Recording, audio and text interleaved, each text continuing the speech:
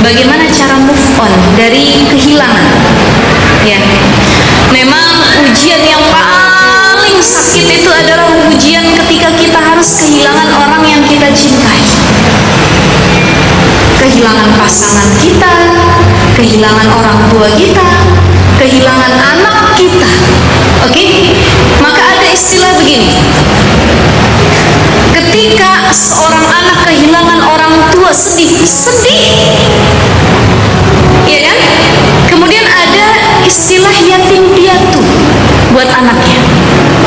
Kenapa? Karena ditinggalkan oleh orang tua. Tapi ada nggak sih istilah yang disematkan buat orang tua yang kehilangan anaknya? Sakit loh. Kehilangan orang tua itu sakit, tapi kehilangan anak itu lebih sakit, betul. Jadi saya tahu yang dirasakan oleh ibu seperti apa, teteh seperti apa ya. Karena beberapa hari ini juga saya mendapat cerita. Saya juga punya kawan, bahkan saya ada saudara sendiri yang harusnya dia menanti kelahiran bayinya, ya sehat afiat, nggak ada masalah apapun. Tapi ketika hari lahir, qadarullah anaknya wafat. Padahal ini anak yang sangat ditunggu-tunggu sekali. Itu yang baru lahir. Bagaimana yang sudah banyak berdiskusi, kemudian sudah intens komunikasi dengan kita selama 30 tahun lamanya, berat betul. Maka saya di sini saya nggak mau bilang sama Bunda Dewi, Bunda sabar, ikhlas. Saya yakin sudah beribu-ribu ucapan yang hadir di telinga Bu Dewi. Karena mau sebanyak apapun kita bilang sabar, ikhlas, ridho Bu, ini ketentuan Allah. Kita sebagai manusia cuma bisa kasih afirmasi positif. Karena memang orang lain nggak bisa ngucapin apapun selain bela sungkawa, berduka. Bu, ikhlas ya Bu. Dalam hati kita mungkin bergumam, kamu cuma bisa bilang ikhlas, ridho, kamu nggak ngerasain yang saya rasain, betul gitu. Ya.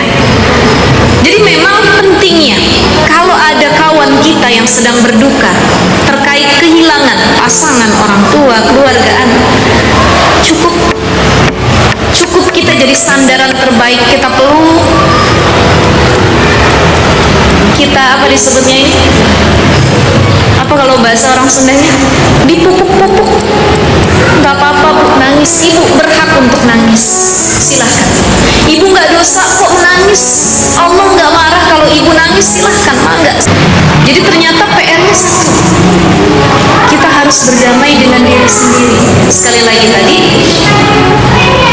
saya bilang, pesan Rasul itu fakul qadarullah wa masya'afa'ala. Ya Allah, mungkin saya nggak redho dengan takdirnya, mungkin saya nggak redho dengan apa yang Allah gariskan, mungkin saya nggak redho dengan kejadian yang menimpa saya, tapi qadarullah wa masya'afa'ala. Langsung pegang hati ini, pegang dada kita ketika kita punya satu ujian, kehilangan, kekecewaan atau apapun.